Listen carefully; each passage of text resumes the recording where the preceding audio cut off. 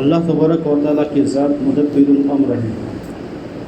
اللہ الذی خلق السماوات والارض فی ستۃ ایام ثم استوى علی العرش ومن یدبر الامر۔ اللہ تبارک و تعالیٰ نے زمین اور آسمان کے نظام کو بنایا۔ 6 دنوں کے اندر اللہ تعالیٰ نے زمین اور آسمان کو پیدا کیا، اور اللہ تبارک و تعالیٰ ہی زمین اور آسمان کے مدبر الامر ہے۔ الحی القیوم اللہ تعالیٰ کی ذات ہے جو ہمیشہ زندہ ہے اور ہمیشہ باقی ہے، جو واجب الوجود ہے، کبھی نہیں ختم ہونے والی ذات، وراء الورا، ابد الآباد جس کی ذات ہے اللہ تعالیٰ کی ذات ہے۔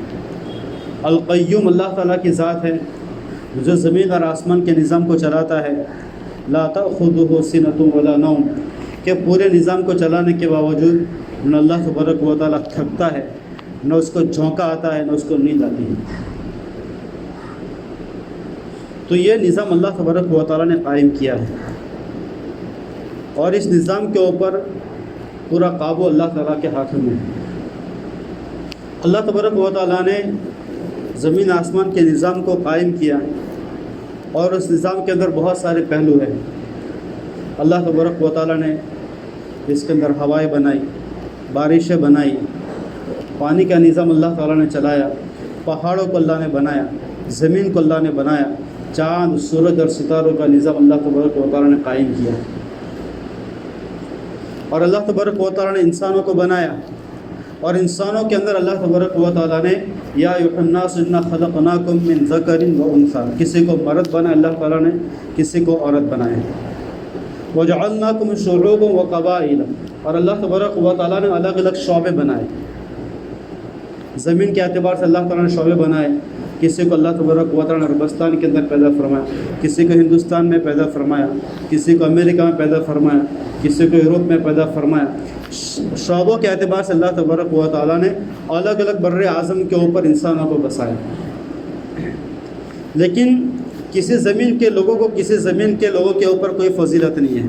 عربی کو اجمی کے اوپر کوئی فضیلت نہیں ہے، یورپ والوں کو ایشیا والوں کے اوپر کوئی فضیلت نہیں ہے، ایشیا والوں کو افریقہ والوں کے اوپر کوئی فضیلت نہیں ہے۔ وہ قبائل، اور قبائل کے اعتبار سے لوگوں کو الگ الگ اللہ تعالیٰ نے بنایا، قبیلے وائز، خاندان کے اعتبار سے، اور یہ خاندان کے اعتبار سے اللہ تعالیٰ نے کسی کو کسی سے الگ اس لیے فرمایا تاکہ پہچان ہو جائے، لتعارفوا، تاکہ تمہاری پہچان ہو جائے کہ فلانا شیخ ہے، فلانا خان ہے، فلانا پٹھان ہے، فلانا فلاں ہے، فلانا فلاں۔ اس طریقے سے اللہ تعالیٰ نے قبائل کے اعتبار سے الگ الگ فرمایا۔ اور اللہ تبارک و تعالیٰ ان اللہ یبسط الرزق لمن یشاء ویقدر، اللہ تعالیٰ جس کے لیے چاہتا ہے رزق کو فراخ کر دیتا ہے، اس کے مال کے اندر برکت ڈال دیتا ہے، اس کے رزق کو فراوانی والا بنا دیتا ہے، اور کسی کے لیے چاہتا ہے اس کے رزق کو تنگ کر دے، اس کے ہاتھوں کو تنگ کر دیتا ہے، اور اس سے کسی مالدار کو کسی غریب کے اوپر کوئی فضیلت نہیں ہے۔ یہ سارا کا سارا اللہ تعالیٰ کا نظام ہے جو اللہ تبارک و تعالیٰ چلا رہا ہوتا ہے۔ کامیاب کون ہے اور ناکام کون ہے، اس کا ایک دین ہے، جزا اور سزا کا دین ہے۔ اللہ تبارک و تعالیٰ استلوان وضع الموازین القسط لیوم القیامت فلا تظلم نفس شیئا ومن کان مثقال حبۃ من خردل اتینا بها، اللہ تبارک و تعالیٰ قیامت کے دن ایک انصاف والا ترازو قائم کرے گا، اس کے اندر اللہ تبارک و تعالیٰ سب کا حساب کرے گا، اور اس کے اندر ذرا برابر بھی ظلم نہیں کیا جائے گا، اور جس نے جو بھی کام کیا ہے اپنی جس حالت کے اندر ہے، وہ چاہے وہ ایشیا میں رہتا ہے، چاہے عربستان کے اندر رہتا ہے، چاہے وہ خان ہے، پٹھان ہے، شیخ ہے، جو بھی ہے، جو بھی قبیلے سے تعلق رکھتا ہے، چاہے وہ مالدار ہے، امیر ہے، جس حیثیت کے ساتھ اور جس استطاعت کے ساتھ اللہ تبارک و تعالیٰ نے رکھا ہے، اس نے جو بھی کام کیا ہوگا ایک رائے کے دانے کے برابر بھی اللہ تبارک و تعالیٰ اس ترازو کے اندر رکھ لے گا۔ وَكَفَىٰ بِنَا حَاسِبِينَ، اور اللہ تبارک و تعالیٰ فرماتا ہے کہ ہمیں حساب لینے کے لیے کسی کی ضرورت نہیں ہے، ہم کسی وکیل کو نہیں بلائیں گے، کسی شفیع کو نہیں بلائیں گے، کسی گواہ کو نہیں بلائیں گے، ہمیں کسی کی ضرورت نہیں ہے، ہم اکیلے حساب کے لیے کافی ہیں۔ تو یہ جو بھی کچھ ہے اللہ تعالیٰ کا نظام ہے، یہ اللہ تبارک و تعالیٰ کا انتظام ہے۔ اللہ تبارک و تعالیٰ دنیا کے نظام کو چلانا چاہتا ہے، اس لیے اللہ تبارک و تعالیٰ نے اس طریقے سے نظام کو چلایا۔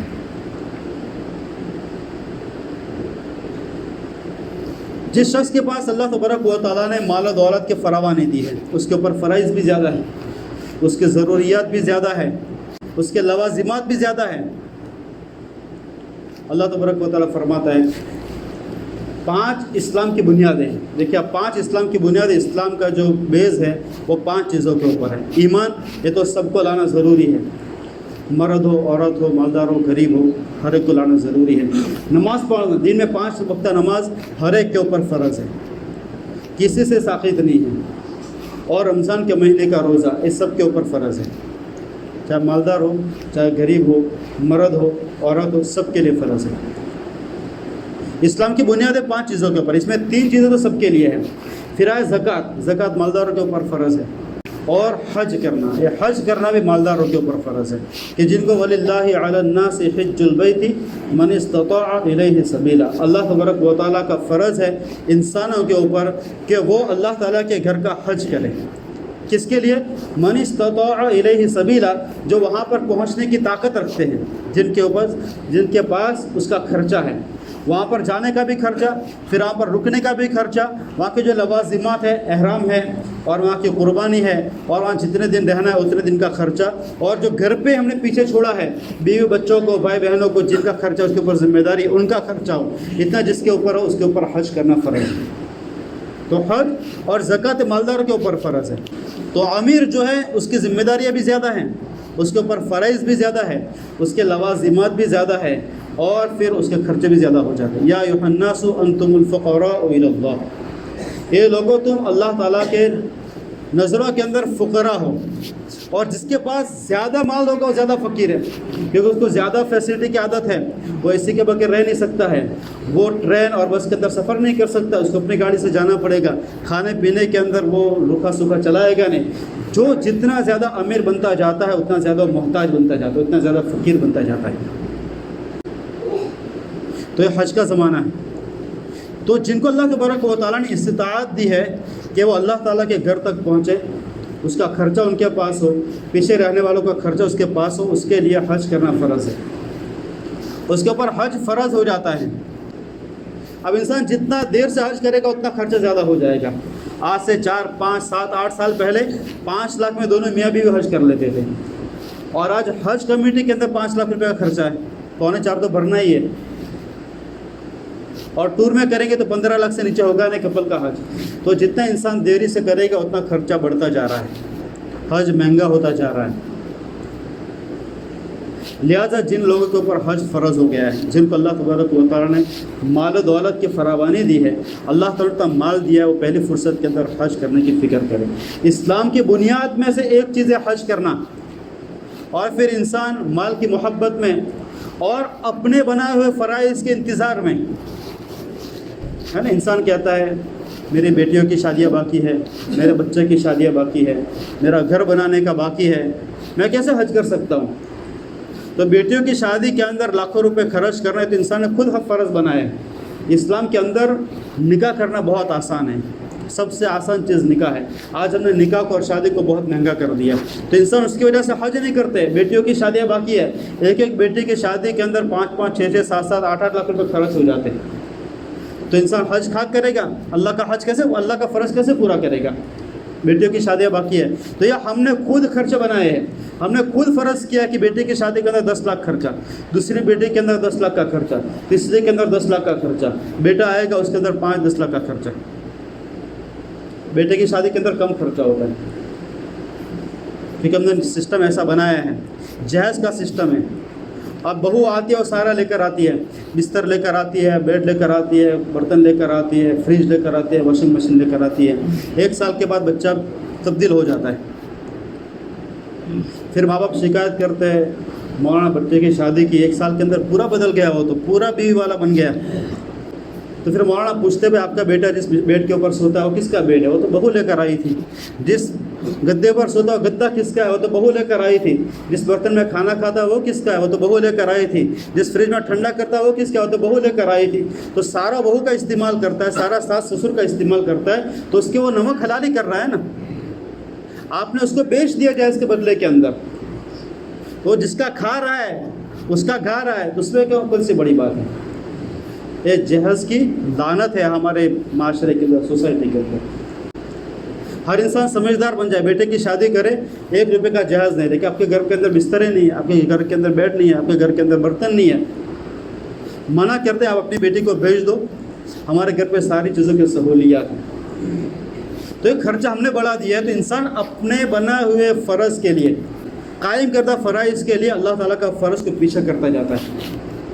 سب سے نمٹ لوں گا، میں گھر عالیشان بنا لوں گا، اس کے بعد میں حج کروں گا، اور انسان کو موقع نہیں ملتا ہے اور وہ قبر کے حوالے ہو جاتا ہے۔ اور قبر کے حوالے ہونے کے بعد حضور پاک صلی اللہ علیہ وسلم کی حدیث بہت زبردست ہے، بہت خطرناک حدیث ہے کہ جس شخص کے اوپر حج فرض ہو اور وہ بغیر حج کے مر جائے تو مجھے کوئی پرواہ نہیں ہے، وہ یہودی مرے یا نصرانی بنے، وہ کافر مرے، مجھے کوئی پرواہ نہیں ہے۔ اس کے اندر جو ائمہ اربعہ ہے انہوں نے کچھ استحسان کا راستہ نکالا ہے، لیکن ان کے علاوہ جو تابعین ہے، تابعین بھی کم چھوٹی کے لوگ نہیں تھے، تابعین میں سے اللہ تبارک و تعالیٰ نے ان کو امام بنا دیا، مجتہد بنا دیا۔ باقی جو تابعین تھے ان کے جو احکامات ہیں وہ بہت خطرناک ہیں۔ حضرت ابراہیم نخعی رحمۃ اللہ علیہ بہت بڑے تابعی ہیں، حضرت سعید بن جبیر رحمۃ اللہ علیہ بڑے متقی پرہیزگار اور بڑے تابعی ہیں، حضرت مجاہد اور حضرت طاؤس، یہ بڑے بڑے تابعین جو ہے ان کا مسلک یہ ہے کہ اگر ہمیں پتہ چل جائے کہ فلانا وہ انسان مر گیا ہے اور اس کے اوپر حج فرض اور اس نے حج نہیں کیا ہے تو ہم اس کی جنازے کی نماز نہیں پڑھیں گے، اس لیے کہ وہ کافر مرا ہے، گارنٹی وہ کافر مرا ہے، ہم اس کی جنازے کی نماز نہیں پڑھیں گے۔ حضرت عبداللہ بن عمر رضی اللہ تعالیٰ عنہ فرماتے ہیں کہ جس کے پاس حج کرنے کی طاقت ہو اور اس نے حج نہیں کیا اور وہ مر گیا، کل قیامت کے دن اس کی پیشانی کے اوپر کافر لکھا ہوا ہوگا۔ اور اس کی استدلال کے دوران قرآن کریم کی آیت کو پیش کیا۔ اللہ تعالیٰ فرماتا ہے اللہ تبارک و تعالیٰ کا فریضہ ہے انسانوں کے اوپر کہ اللہ تعالیٰ کے گھر کا حج کرے جس کے پاس طاقت ہے، ومن کفر، اور جو نہیں کرے، طاقت ہونے کے باوجود بھی ومن کفر، جو کفر کرے یعنی تو کافر ہو گئے، فإن اللہ غنی عن العالمین، تو اللہ تعالیٰ تو سارے عالم سے غنی ہے، اللہ تعالیٰ کو کسی کو ضرورت نہیں ہے۔ تو کہتے ہیں کہ آیت کہتے ہیں کہ کافر مرا ہے اور قیامت کے دن کافروں کے پیشانی کے اوپر کافر لکھا ہوا ہے۔ تو بھائی دوستو بزرگوں، جن لوگوں کو اللہ تبارک و تعالیٰ نے مال کی وسعت نصیب فرمائی ہے اور حج فرض ہو گئے ہیں، بہت سارے لوگ ایسے ہیں ہماری نظروں کے اندر ہیں، لاکھوں کروڑوں کماتے ہیں، برسوں سے حج فرض ہو چکے ہیں اور حج نہیں کر رہے۔ اب کیوں نہیں کر رہے ہو تو اللہ تعالیٰ جانے، شاید ان کے ایسا ہے کہ اللہ کے پاس جانا نہیں ہے، یا ساری چیزیں جو ممبر سے بیان کی جاتی ہے اور جو قرآن بیان کر رہا ہے، جو حدیث سے بیان کر رہی ہے، وہ سب تو دیکھا جائے گا مرنے کے بعد کس نے دیکھا ہے، شاید ایسا ان کا گمان ہو۔ بھائی دوستو بزرگوں، دیکھا جائے گا، لیکن اگر ایسا ہو گیا تو پھر تو کھٹے کھڑی ہو جائے گی نا۔ لہٰذا اپنے مالوں کی محبت کو کم کرے، اپنے مال جو جمع کیا اس کے اندر سے حج فرض ہے، حج کا زمانہ ہے، ٹور والے حج کے اوپر بلا رہے ہیں، 40,000 کا ڈسکاؤنٹ دے رہے ہیں، لاکھ روپے کا ڈسکاؤنٹ دے رہے ہیں۔ آگے جا کے حج مہنگائی ہونے والا، سستا ہونے والا نہیں، پہلی فرصت کے اندر حج کرنے کی کوشش کریں۔ موت کا کیا ٹھکانہ ہے، موت کب آ جائے، ہے نا، موت کا کوئی ٹھکانہ نہیں ہے۔ آنے کی تو انسان کی ترتیب ہے کہ پہلے دادا آتا ہے، پھر ہمارا باپ آتا ہے، پھر ہم آتے ہیں، پھر ہمارے بچے آتے ہیں، لیکن جانے کی کوئی ترتیب نہیں ہے۔ دادا زندہ ہوتا ہے، پوتے چلے جاتے ہیں، نواسے چلے جاتے ہیں، نانا زندہ ہوتے ہیں، باپ زندہ ہے، نوجوان بیٹا چلا جاتا ہے، تو جانے کی کوئی ترتیب نہیں ہے، اور اللہ تعالیٰ کے پاس جا کر ہمیں زندگی کا حساب دینا ہے۔ تو مالداروں کے لیے جن کو پر حج فرض ہے، پہلی فرصت کے اندر اتنا مال خرچ کرنے کے بعد ان کو حج کرنا ضروری ہے، کیونکہ اللہ نے مال دیا اور اللہ تعالیٰ خود کہتا ہے کہ مال کو خرچ کرو۔ اور رہے جو جن کی استطاعت نے حج کرنے کی، وہ بھی اللہ تعالیٰ سے بڑی تمنائیں رکھے، اللہ تعالیٰ سے بڑی امیدیں رکھیں، انشاءاللہ تبارک و تعالیٰ اللہ تعالیٰ کے اوپر فیصلے نیتوں کے اوپر ہوتے ہیں۔ ہم نے بڑی نیت ہے کہ انشاءاللہ ہمیں حج کرنا ہے، اللہ تعالیٰ سے امید رکھیں، اور جو کچھ کماتے ہیں اس کے اندر سے ایک ڈبہ رکھیں، 100 روپے اس کے اندر ڈالنے کی کوشش کریں، اور نیت یہ کریں کہ انشاءاللہ پیسہ جمع ہوگا، میں حج پہ جاؤں گا۔ جو بھی بزنس سٹارٹ کرتے ہیں اس بزنس کو سٹارٹ کرنے سے پہلے نیتیں کریں، انشاءاللہ تبارک و تعالیٰ اس بزنس سے مجھے جو منافع ہوگا پہلی فرصت میں حج کروں گا، اپنے ماں باپ کو حج کراؤں گا، ایسے نیتیں رکھیں۔ دل کی نیتیں ہوتی ہے میرے پاس پیسہ آئے گا، میرے ماں باپ کو سب سے پہلے میں مکہ اور مدینہ دکھاؤں گا، تو مسلمان کی تمنا ہوتی ہے۔ ماں باپ نے اس کے لیے سب کچھ کیا، لیکن ماں باپ کے اوپر اتنی پوزیشن نہیں بنی کہ وہ مکہ اور مدینہ کو دیکھ سکے، تو بچے کی نیتیں ہوتی ہے پہلی فرصت میں اپنے ماں باپ کو میں حج پہ بھیجوں گا۔ یہ جو نیک صالح اولاد ہوتی ہے اس کی دل کی نیتیں ایسی ہوتی ہیں۔ کہ میرے ماں باپ نے میرا سوکھی روٹی تو دیکھ لی ہے، اس کی نیتیں ہوتی ہیں کہ میرے ماں باپ کو اللہ تعالیٰ اتنی عمر دے کہ میرا وہ پراٹھا بھی دیکھ لے. بچوں کی امیدیں ہوتی ہیں، تو یہ نیتیں کریں. اللہ تعالیٰ نیتوں کو جانتا ہے، صحیح نیتوں کے اوپر، خلوص نیت کے اوپر اللہ تبارک و تعالیٰ فیصلہ کرتا ہے. کل قیامت کے دن بہت سارے ایسے ہوں گے جنہوں نے حج پر حج کیے ہوتے ہیں، عمرہ پر عمرے کیے ہوں گے، اور ان کو اللہ تبارک و تعالیٰ ان لوگوں کے ساتھ حشر کرے گا جنہوں نے ایک بھی حج نہیں کیا ہے. وہ سوچیں گے اللہ ہم نے تو عمرے پہ عمرے کیا ہے، حج پہ حج کیا ہے، ہمارے حج سے قبول ہو گئے. اور بہت سارے ایسے لوگ ہوں گے کہ جنہوں نے ایک بھی حج نہیں کیا ہوگا، اور ان کے کھاتے کے اندر 50 حج لکھے ہوئے ہوں گے. اللہ ہم نے تو ایک بھی حج نہیں کیا، 50 حج کا ثواب ہمارے ساتھ ہے، 50 حج کا ہمارے کھاتے کے اندر لکھے ہوئے ہیں. تو اللہ تبارک و تعالیٰ فرمائے گا یہ جو عمرے پہ عمرے کرنے والے، حج پہ حج کرنے والے تھے، انہوں نے حج اس لیے کیا ہے تاکہ لوگ ہمیں حاجی کہیں، لوگ ہمیں معتمر کہیں، لوگ ہمیں حاجی اور قاضی کہیں، اور ہمارے مال کی نمائش ہو. دیکھو اللہ ان کو کتنا مال دیا، ہر سال عمرہ کرتے ہیں، ہر سال حج کرتے ہیں. نمائش کے لیے ریاکاری کہ انہوں نے حج کیا ہے، اور ان کے حجوں کو ان کے منہ پر مار دیا گیا ہے. اور تم نے کوئی بھی حج نہیں کیا، تمہارے کھاتے کے اندر اس سے لکھے ہوئے ہیں 50 سال سے ہر سال حج کا زمانہ آتا تھا. لوگ مینا کے اندر ہوتے تھے، لوگ عرفات کے اندر، مزدلفہ کے اندر ہوتے تھے، تو اپنے گھروں پر رہ کر اللہ تعالیٰ سے آہوازاری کرتے تھے، اللہ تو مجھے وسعت دیتا، میں آج مینا کے اندر ہوتا، آج میں مزدلفہ کے اندر ہوتا، آج میں عرفات کے اندر ہوتا، آج میں طواف زیارت کر رہا ہوتا، آج میں صفا مروہ کی صحیح کر رہا ہوتا. یہ تمہارے دل کی نیتیں تھی، 50 سالوں سے تمہارے دل کی نیتیں تھی. اللہ تعالیٰ نے تمہارے نیتوں کی وجہ سے، تمہارے کوڑن کی وجہ سے اور تمہاری اس تمنا کی وجہ سے ہر سال کا حج تمہارے لیے مقبول لکھ دیا ہے. یہ تو تمنا ہم کو کرنا ہے. اس کے علاوہ بہت سارے کام ایسے ہیں جو ہم یہاں پر کریں گے، اللہ تبارک و تعالیٰ حج اور عمرہ کا ثواب دیتا ہے. حدیث پاک کے اندر آتا، حضور پاک صلی اللہ علیہ وسلم نے فرمایا جس شخص نے فجر کی نماز جماعت کے ساتھ پڑھ لی اور اس کے بعد پھر وہ اپنی جگہ پر بیٹھا رہا، اللہ اللہ کرتا رہا، تسبیح پھراتا رہا، قرآن کی تلاوت کرتا رہا، یاسین شریف پڑھتا رہا، اور جب طلوع آفتاب کا وقت ہو گیا اس نے 2 رکعت نماز پڑھی، اللہ تبارک و تعالیٰ اس کو ایک حج اور ایک عمرے کا ثواب دیتا ہے، اور وہ بھی مقبول. ہمارے نبی صلی اللہ علیہ وسلم بڑے شفیق، بڑے مہربان، اِنَّا أَرْسَلْنَاكَ رَحْمَةً لِّلْعَالَمِينَ، سارے جہانوں کے لیے رحمت للعالمین بن کر ہمارے نبی صلی اللہ علیہ وسلم آئے. آپ نے حج کو عام کر دیا. صبح کے فجر کی نماز پڑھے، اپنی جگہ پر بیٹھے رہے، اور اشراق کی 2 رکعت نماز پڑھے، اس کو حج اور عمرے کا ثواب ہے. اشراق کے 4 رکعت پڑھتے ہیں، دوسری 2 رکعت پڑھ لے، اللہ تبارک و تعالیٰ پورے دن کی کفایت کر لے گا.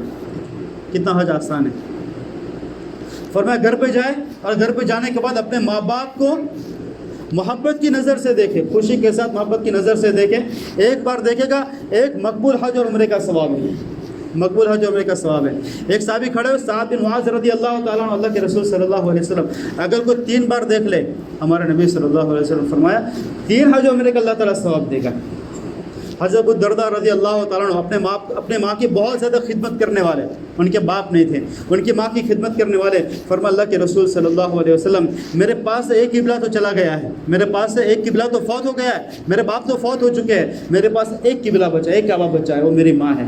اگر میں اس کو 100 مرتبہ دیکھوں، اللہ کے رسول صلی اللہ علیہ وسلم فرمایا اللہ کی رحمت سے تو مایوس ہو جاتا ہے، اللہ تعالیٰ 100 عمرے کا ثواب دے گا، 100 حج کا ثواب دے گا.